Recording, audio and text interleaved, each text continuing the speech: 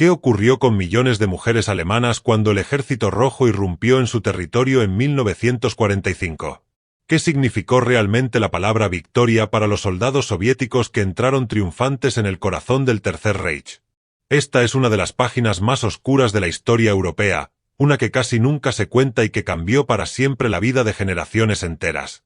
Hoy vamos a hablar de algo que rara vez se enseña en los libros: el destino de las mujeres alemanas tras la caída del Reich. Para entender lo que sucedió, hay que retroceder a los últimos meses de la Segunda Guerra Mundial. Alemania se derrumbaba. Las ciudades estaban en ruinas, el ejército agotado, y en el este, millones de soldados soviéticos avanzaban como una marea imparable. Estos hombres no eran simples combatientes, eran soldados endurecidos por 4 años de una guerra brutal en el frente oriental, hombres que habían visto cómo sus pueblos eran arrasados, cómo sus familias morían bajo la ocupación nazi. Ese dolor, ese odio acumulado, fue convertido en combustible por la propaganda soviética, que durante años repitió: «Mata al alemán. Véngate». Para muchos, llegar a Alemania no era solo cumplir una misión militar, era ajustar cuentas con el enemigo. Cuando el Ejército Rojo cruzó la frontera en enero de 1945, la violencia se desató. No se trataba solo de combates, sino de una ola de abusos que afectó principalmente a las mujeres. Ciudades como Nemmersdorf fueron las primeras en dar señales del horror. Allí, se encontraron escenas escalofriantes: mujeres violadas y asesinadas, familias enteras masacradas. Y lo más terrible, esto no fue un hecho aislado, sino el inicio de un patrón que se repetiría en cada pueblo y ciudad conquistada. Las cifras son estremecedoras. Historiadores calculan que más de 2 millones de mujeres alemanas fueron víctimas de agresiones sexuales entre 1944 y 1945. Sí, 2 millones.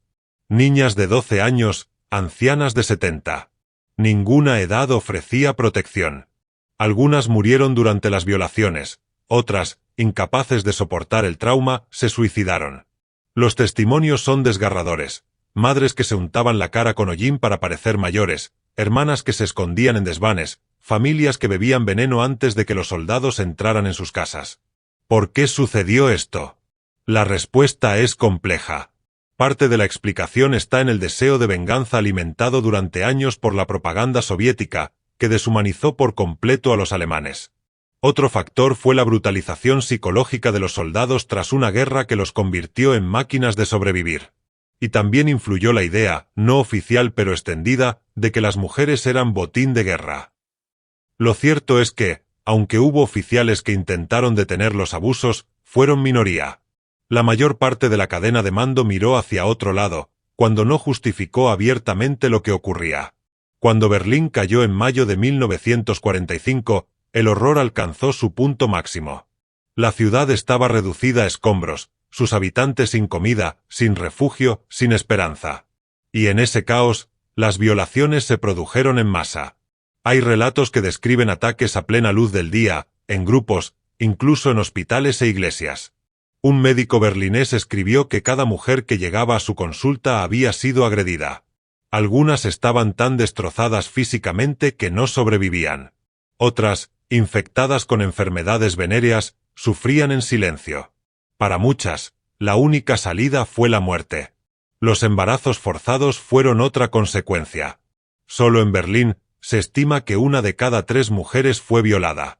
1 de cada 3. Muchas recurrieron a abortos clandestinos, otras dieron a luz a hijos que cargarían con el estigma del silencio. Estos niños, conocidos como hijos de la guerra, fueron el recordatorio vivo de una herida que la sociedad no quería reconocer.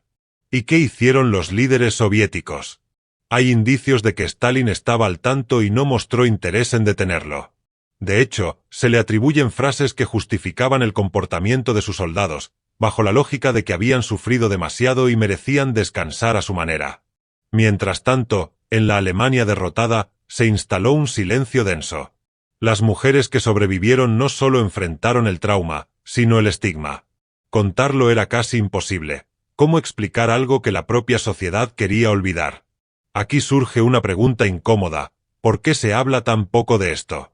La respuesta está en la política y en la memoria selectiva. Después de la guerra, los vencedores escribieron la historia. Admitir estos crímenes significaba ensuciar la imagen del Ejército Rojo, el mismo que había derrotado a Hitler. Y para la Alemania dividida, hablar de ello era aún más complicado. En el este, bajo control soviético, era un tema prohibido. En el oeste, la culpa por el nazismo hacía que muchos sintieran que no tenían derecho a reclamar justicia. Con el tiempo, algunos testimonios lograron salir a la luz.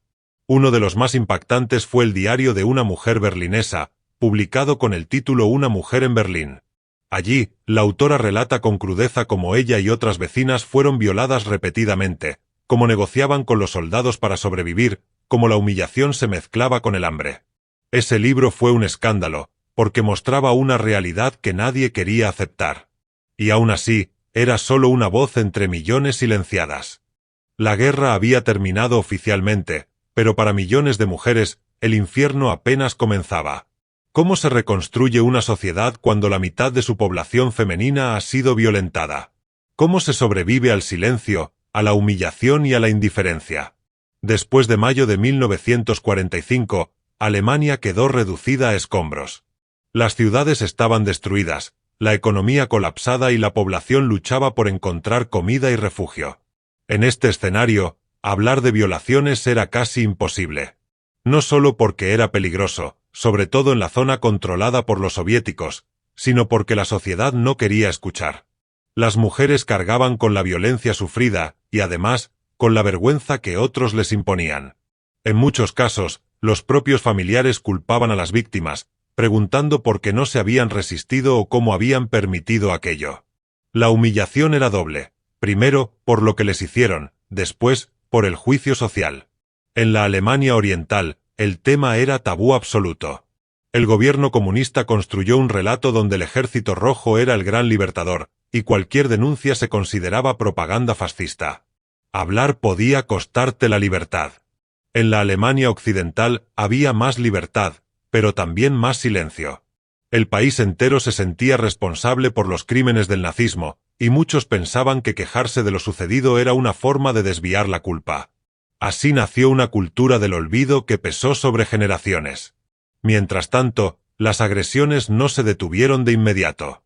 Durante meses, sobre todo en el este, los ataques continuaron. Algunas mujeres se organizaron para protegerse.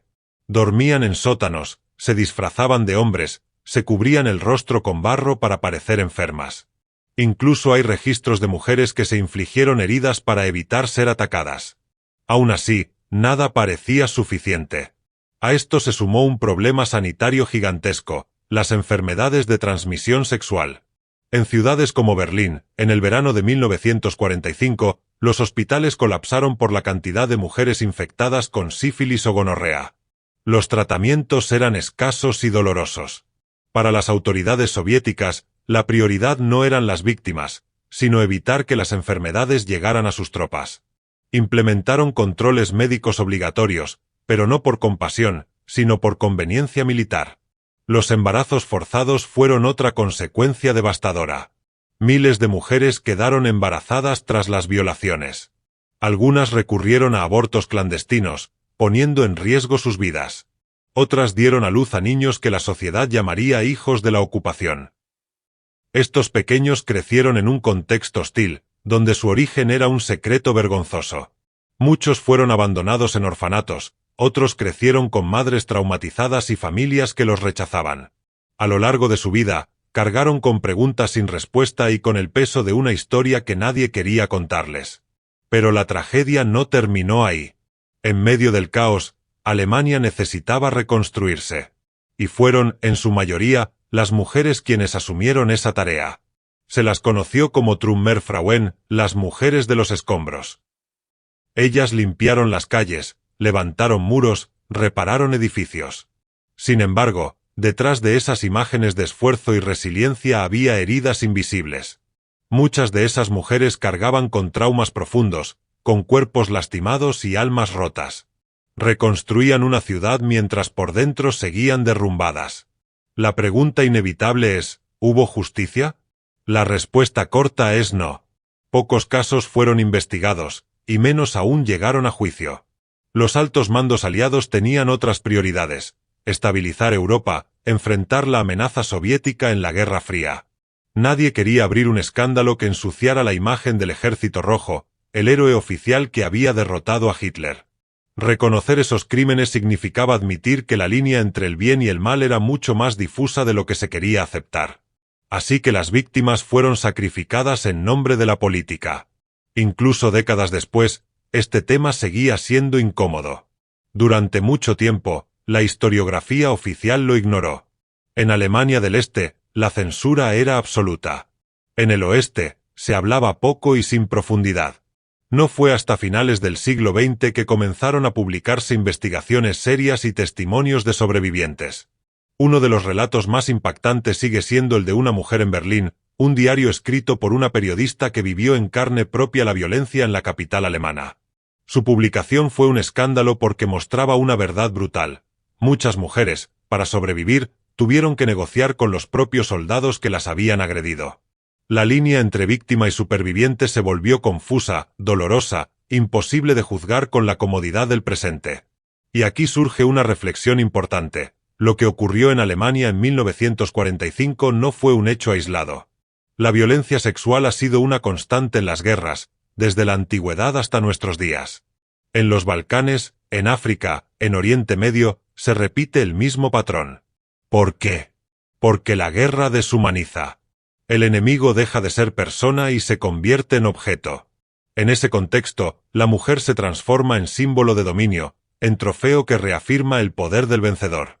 Es un fenómeno tan antiguo como la guerra misma, pero que apenas en las últimas décadas se ha empezado a reconocer como un crimen grave, no como un daño colateral. En el caso alemán, la magnitud fue tan masiva que dejó cicatrices colectivas. Durante generaciones, las familias guardaron silencio.